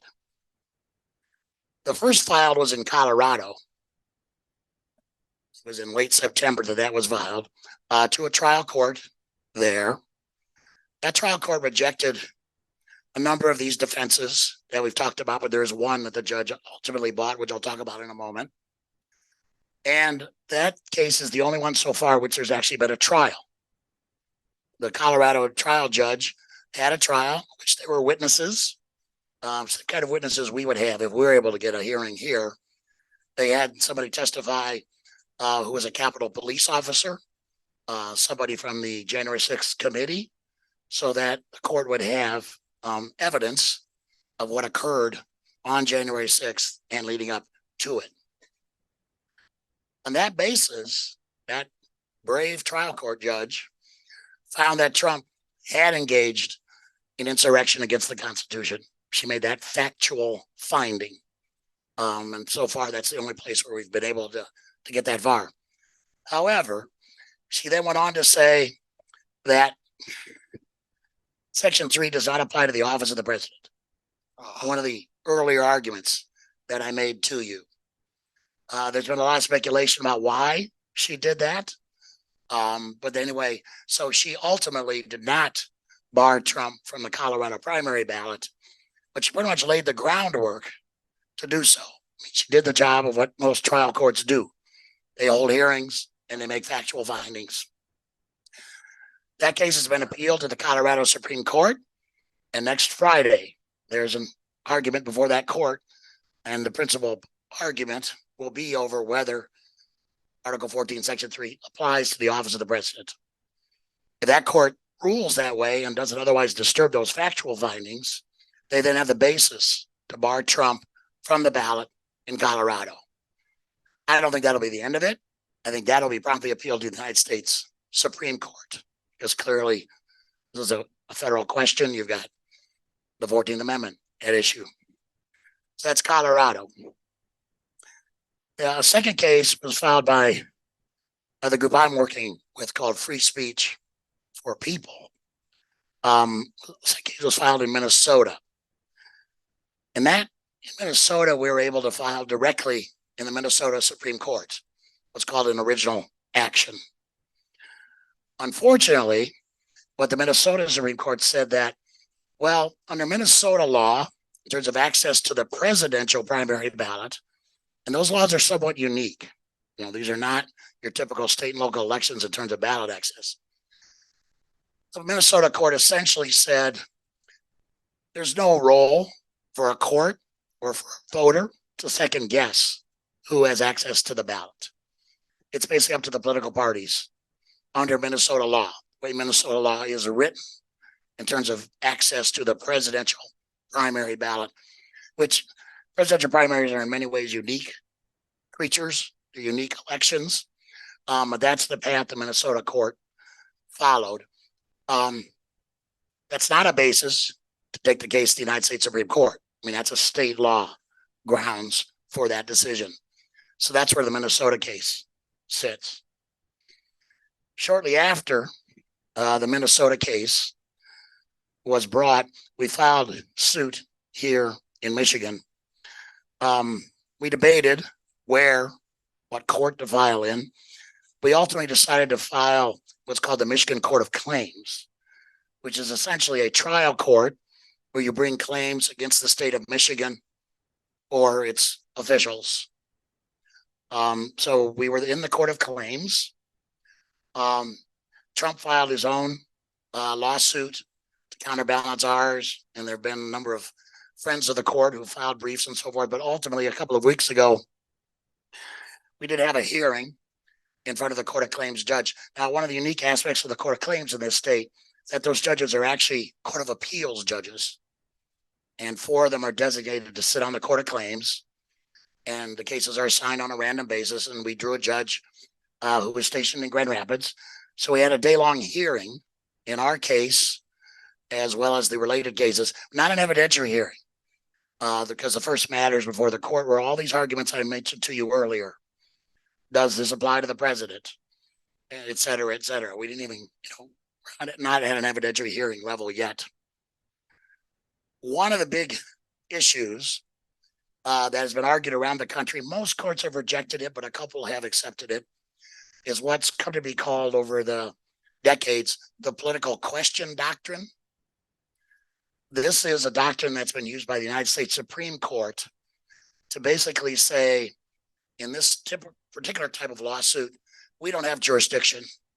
And there's a 6-part test the court has developed to determine whether federal courts, including the Supreme Court, should be deciding those cases. the two principal elements of that test, but Ellie can correct me if I'm wrong, if he remembers, I'm sure he does, is there an express textual commitment of the issue to another branch of government? Like, does the Constitution say this is an issue solely for Congress, in essence, in so many words? The second test is, well, if it's properly in front of a court, are there standards that a court can apply to make a decision? I'll give you an example of how this doctrine has worked. For, gosh, I think at least a century at the Supreme Court level, until the 1960s, political question doctrine was used by the United States Supreme Court to say, we're not going to decide cases of partisan gerrymandering. People could bring these claims and so forth. We're not even going to decide questions of imbalance, what it came to be called one person, one vote. Because those are political questions. Those are for state legislatures and the Congress and others to decide. Well, the big breakthrough in the 1960s that helped get us to where we are today was that the court changed its mind and said that malapportionment, unequal population of districts, congressional and ultimately state legislative and local districts, is not a political question. It's a question the court can decide. It's not committed to another branch of government, and the court came up with standards to make decisions. Again, most famously, one person, one vote, and a lot of nuances after that. So that's the political question doctrine. There's a lot of argument back and forth among lawyers and scholars about its scope and its proper application. But bringing us back to Michigan, the chief reason we lost in the Court of Claims was that the judge said this is a political question. This is something that Congress should decide, the president's eligibility. And so that's where that is. We have now appealed to both Michigan Court of Appeals and the Michigan Supreme Court, where we are briefing in parallel. We've asked the Michigan Supreme Court to take the case directly.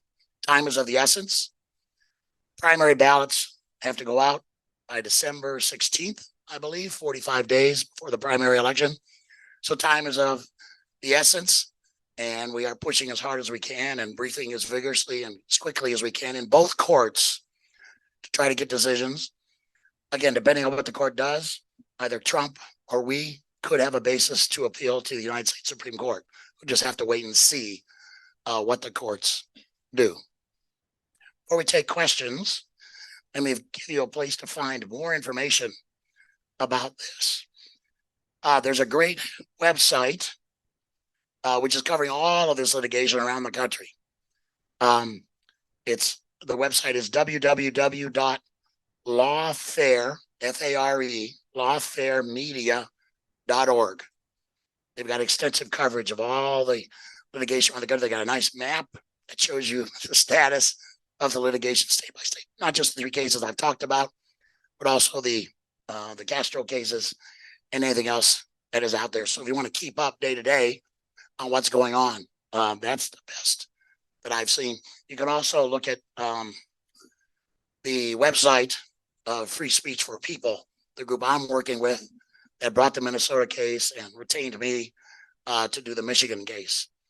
They also have a lot of good information about all of this.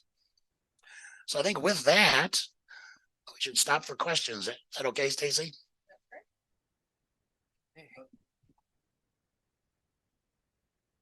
Okay, so I think the best thing to do is, do we want to have people line up to make sure everyone has a turn? And those who have mobility issues, I can bring the mic to you. Line up. Yeah. I'm gonna. Okay, go ahead. Yeah. The next Friday, you said, is Colorado? Colorado. Okay. And then that could be appealed, correct? Depending on the decision, yes. Right. Lawrence Tribe, you know who that is. Oh, yeah. So he claims that he is disqualified. But here's my question. Is it possible, looking at this section 3, I fully expect this to go to the Supreme Court, but time is of the essence. Is it possible that the Supreme Court, looking at section 3, could say that they do not have the authority, the Supreme Court, to take his name off the ballot because this section just says holding office. In other words, the knucklehead could be on all the ballots according to this section and then get elected.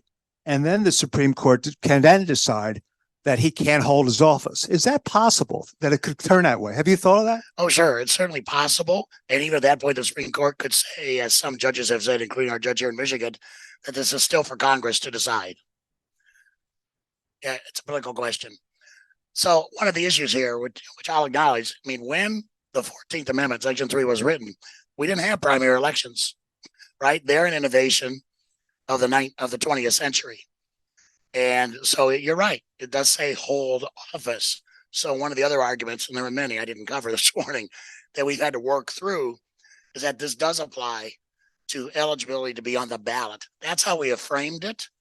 Michigan law is actually quite good about allowing voters to question a candidate's eligibility to be on the ballot. So that's in Michigan, we're arguing as a state law question. Sure, this says hold, but if he's ultimately ineligible, we can say you are disqualified now. I mean, imagine this. And frankly, and I understand where she's coming from. The Secretary of State has said, look, I don't make these decisions. What if Barack Obama showed up and said, I want to be on the Michigan presidential primary ballot?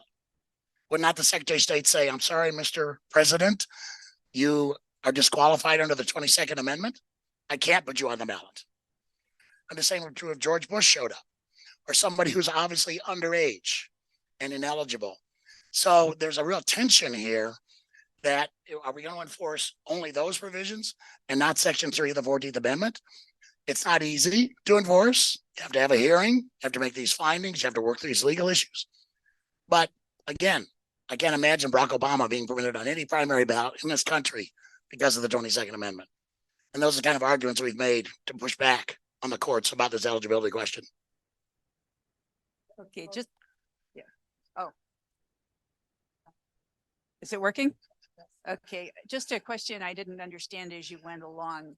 In each case, in each suit, is it obligatory to prove the evidentiary Yes. part in Colorado? Yes, so we didn't get to that in Minnesota because of the way the Minnesota court ruled.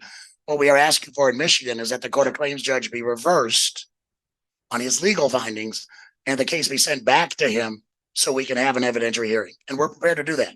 We have witnesses, as we had in Colorado, who can make the case that Trump violated the 14th Amendment. And is the evidentiary finding a decision of guilty in a sense? I mean, is he found guilty of? No, it's not a criminal proceeding, even though they've tried to make it look like one because they've argued, well, he has to be criminally convicted. This is about whether you qualify for office. For lawyers, it's a civil proceeding as opposed to criminal. It has nothing to do. Now, if he gets convicted in one of these cases pending against him, would that help? Sure. I think it would help us from an evidentiary basis, but we still have to prove that he violated these standards. We're not asking to put him in prison. We're just saying he can't be on the ballot. If I'm the Republican Party, and I direct a voter to the wrong polling station, I've violated their civil rights, and I would be criminally responsible and probably civilly, the voter could bring a case? Well, on the criminal side, I'll defer to our prosecutor, Okay. but there's going to have to be intent. You know, it Yeah. can't just be accidental or negligent. Right, intent. But Okay. there may well be some civil liability there. I'm Okay. litigating a case like that in Western Michigan So right now. if I put knowingly an unqualified candidate, say as to age, shouldn't I be subject to the same constraints? And if I put Trump on, shouldn't I be subject to this constraints? So could you go directly against the Republican Party for putting him on? Not really under Michigan law, because Michigan law is a two-pronged approach. The first list was put out by the Secretary of State, and the standard is very broad. It's like, are there media stories saying this person's a candidate? It's pretty broad. Trump made that list. I think the Republicans, eventually did put him on their own list, but he's on because of action of the Secretary of State. And the defendant in our case is the Secretary of State. We're saying, you made a mistake, remove him.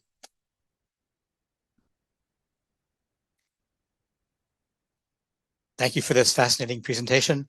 This question is based in part on a law review article called "A Sweep and Force of Section 3, which discusses the whole history of this part of the 14th Amendment.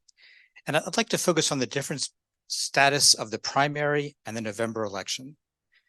And that is, it seems to me the case is much stronger for keeping off the ballot in November. However, it's as a political matter, it's going to create a serious problem if the Republican Party chooses someone, and essentially in certain states it's going to be Biden versus nobody or Biden versus Jill Stein. That would be much better as a political matter if if it were clear to everyone, including the Republican Party, that no, he's not going to be on the ballot in November. So you better choose somebody else. So we actually will have a real election so that people won't be furious that their votes simply don't count at all. And to what extent, if you buy that kind of assessment of how this is going to play out, how can we respond to it? Right. So we have encountered, clothed in legal language, but basically the argument that if you do this on a patchwork basis, as you have to, because different states have different rules, it's going to create chaos.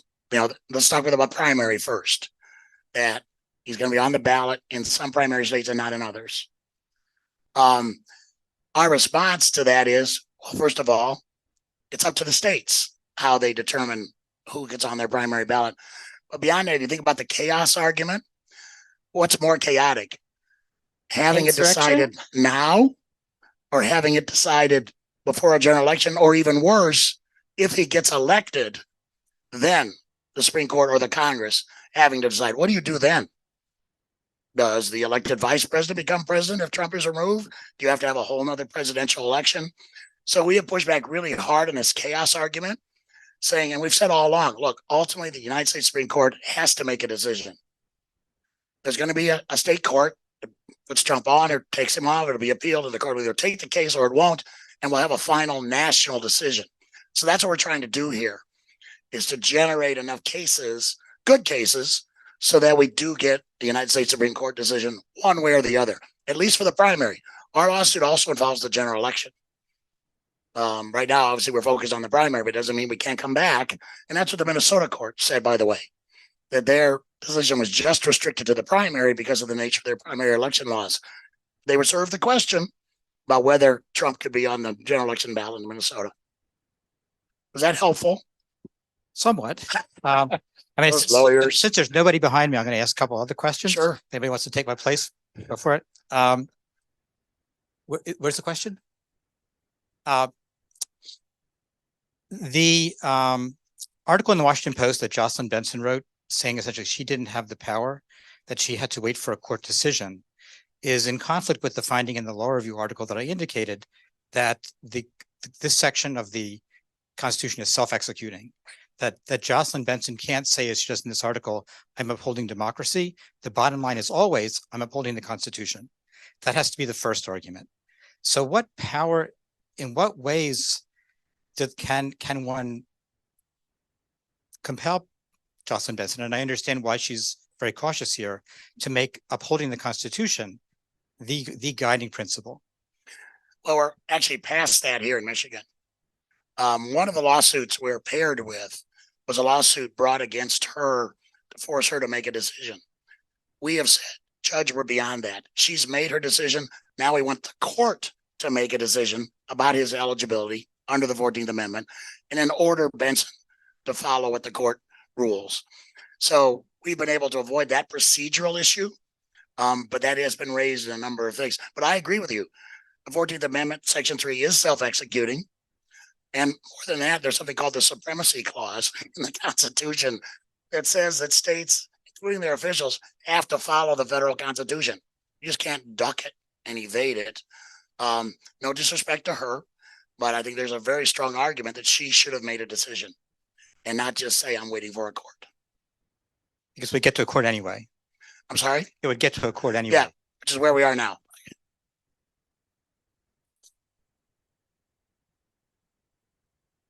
You're speaking before a political organization here.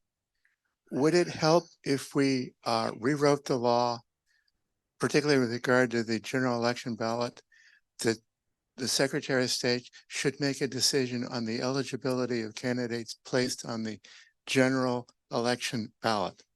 Okay, so and I should have made this clear from the beginning. This is not a partisan lawsuit that we brought.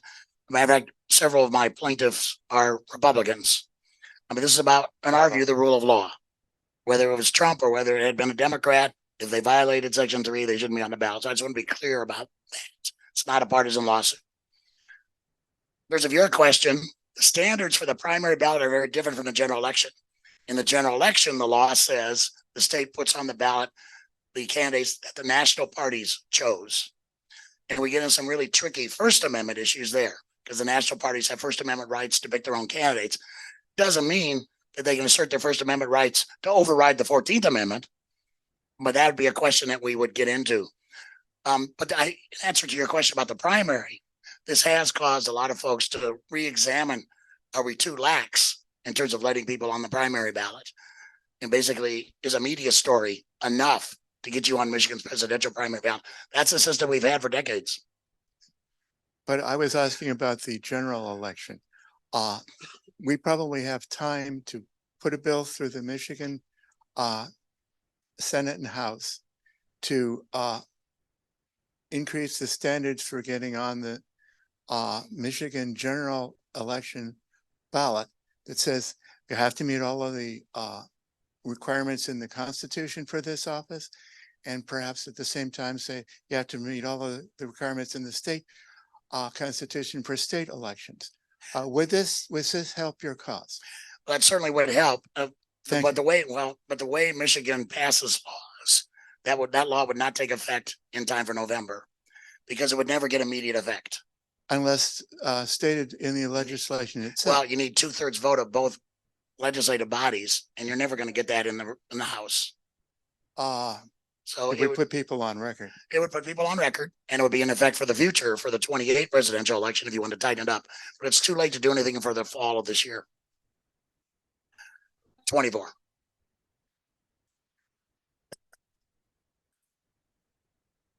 Don't doubt it. But it's a fine idea. I just want to be careful about the procedure. Trump has not said, he is explicitly said that he would think about respecting the 22nd Amendment. He has said, maybe we need to do this. Yeah, well, if he gets elected, I wouldn't be surprised if he tries to run for a third term. That's what I'm saying. He thinks he'll be the next Roosevelt.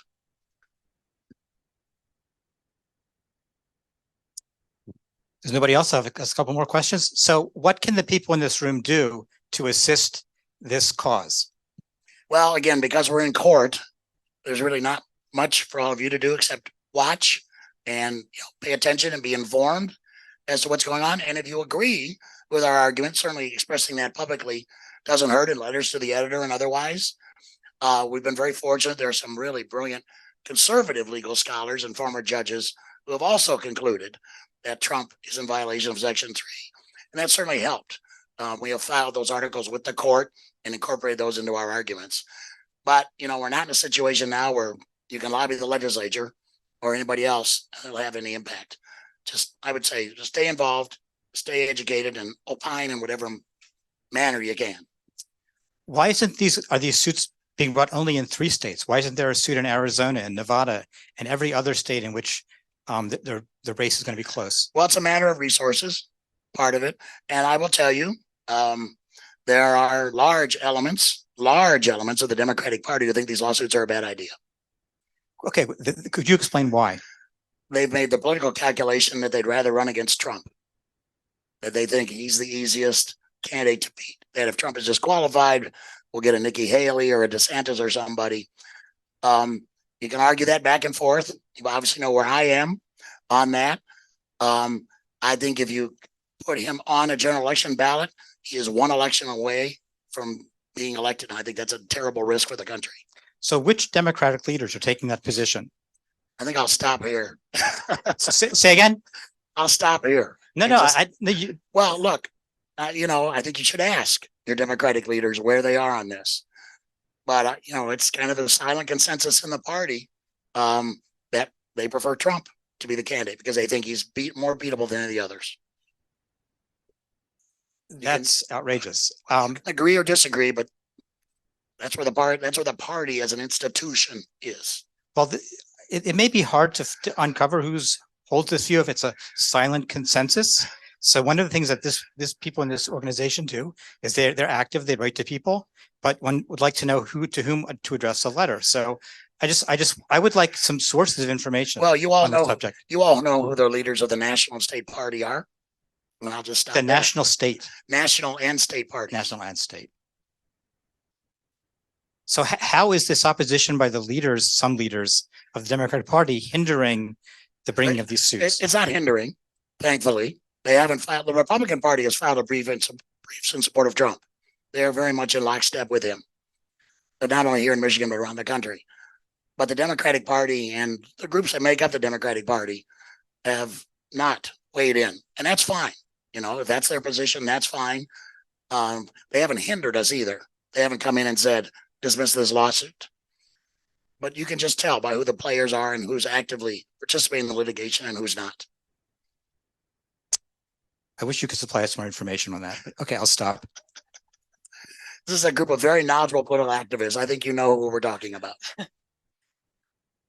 Were there any questions from our participants via Zoom? I just want to make sure that none of them were forgotten. No. Okay, wonderful. Well, Mark, thank you so much. This has been really wonderful. Yes. Thank you. Absolutely. Thank you. And that's it. Actually, one last announcement. Our next program in January is going to focus on the literacy crisis in Washtenaw County that followed the pandemic. That to an extent that's not really known in the public, many elementary school children are years behind grade level in reading. It requires urgent attention because this will influence their entire lives. Thank you.